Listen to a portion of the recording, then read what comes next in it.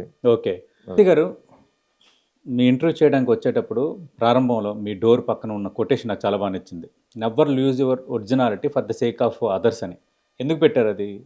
అంటే జనరల్‌గా మనకి అంటే నా స్టైల్ ఏంటంటే హ్మ్. ఆహ్, నా నాకున్న మెయిన్ ప్రాబ్లమ్ ఏంటంటే, నా చేత ఎవరైనా సరే ఎలాంటి సినిమా అన్నా తీయించుకోగలరు. ఓకే. ఫ్లెక్సిబిలిటీ. ఫ్లెక్సిబిలిటీ. మీరు నాకు ఒక ఆహ్, బ్యాడ్ ఇన్‌ఫ్లుయెన్స్ చేశారనుకోండి, హ్మ్. బ్యాడ్ ఫిల్మ్ వస్తది. అవును.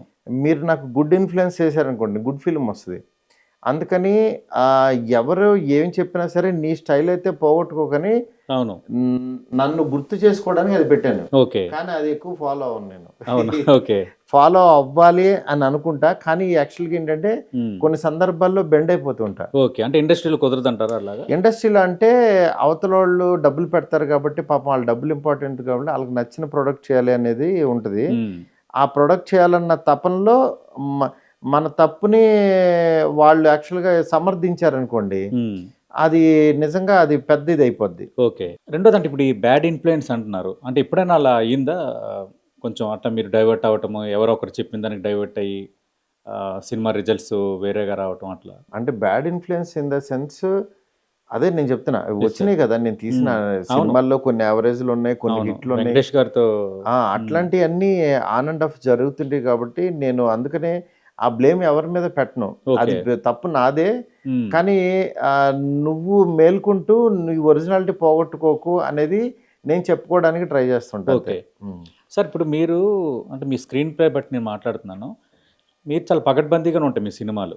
అంటే అవును. సినిమా ఎత్తుకోవడం నుంచి ఎండింగ్, ఇంటర్వెల్ బ్యాంగ్ గాని అవన్నీ కూడా కొంచెం సిస్టమాటిక్‌గానే ఉంటాయి. అవును. అంటే చాలా వర్క్ చేసిన తర్వాత మీరు రంగంలో దిగుతారు. అవును. కానీ ఎందుకు అంటే ఈ బ్యాడ్ ఇన్‌ఫ్లుయెన్సెస్ అన్నారు గదా! ఎందుకు ఒక్కోసారి ఆ డైవర్షన్ ఎందుకు వస్తదంటారు సార్?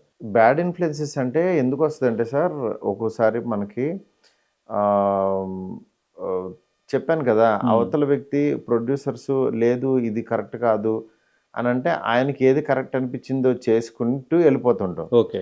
అప్పుడు తెలియకుండా అది క్రియేటివ్ సైడు అది బ్యాడ్ ఇన్‌ఫ్లుయెన్సే అవుతది. హ్మ్. అట్లాంటి సందర్భాలు వచ్చినా సరే, నువ్వు ఒకటి నమ్ముతావు కదా! ఆ నమ్మిన స్టాండ్ మీద నుంచో అని చెప్పడం కోసం అంతే. ఓకే.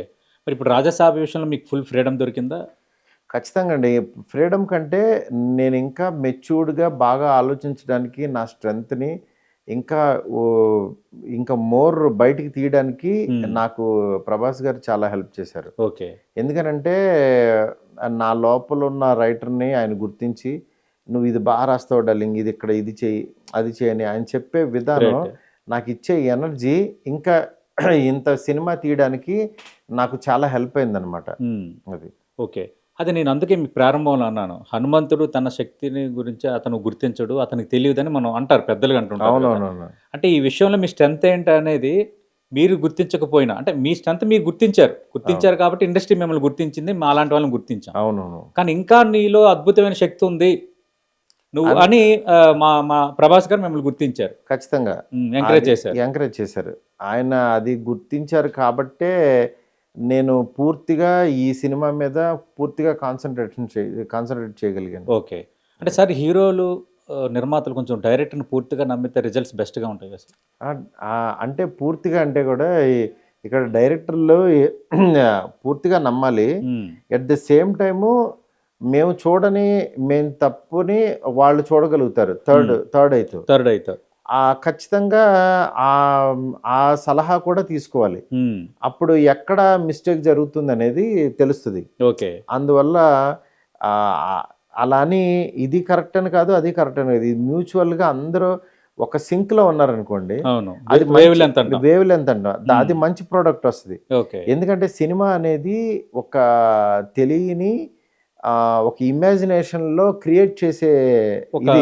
అవును సార్. అంటే ఒక వైట్ పేపర్ మీద కొన్ని పాత్రలన్నీ క్రియేట్ చేసుకొని ఇమాజినేషన్‌లో ఫస్ట్ సినిమాని హ్మ్. మనం చూసి ఆడియన్స్‌కి చూపించడం, చూసి వాళ్ళు ఆ ప్రపంచంలోకి తీసుకెళ్ళటం అనేది ఇట్స్ నాట్ ఈజీ థింగ్. అవును. అంటే మనం ముందు చూడగలగాలి. అవును.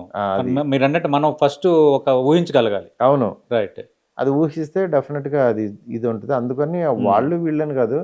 అందరూ ఒక మ్యూచువల్ అండర్స్టాండింగ్తో మంచి వేవ్ లెంగ్త్తో చేస్తే డెఫినెట్గా ఓకే మంచి ప్రొడక్ట్స్ బయటకు వస్తాయి. ఓకే అంటే ఇప్పుడు రాజసాబ్ విషయంలో అట్లాంటి కరెక్షన్స్ ఏమైనా మళ్ళీ చేసుకోవటం ఇట్లా చేసుకుంటే బెస్ట్ అని అట్లా ఏమైనా వచ్చాయి లేదు లేదు, కలెక్టివ్గా పెద్ద సినిమా ఖచ్చితంగా ఎనీ పెద్ద సినిమా అండి చేస్తారు లాస్ట్ మినిట్ వరకు చేసుకుంటూ ఇది బాగుంది, ఇది కరెక్ట్, ఇప్పుడు కూర్చుంది అని మనకు తెలియనికుండా ఆ, ఎప్పుడు మనకి సినిమా బయటికి వెళ్ళేంత ఆఖరి నిమిషం వరకు కూడా చూసుకుంటూ చేసుకుంటూ ఉంటేనే సినిమా మీకు కరెక్ట్గా వస్తుంది అది. Okay yeah right sir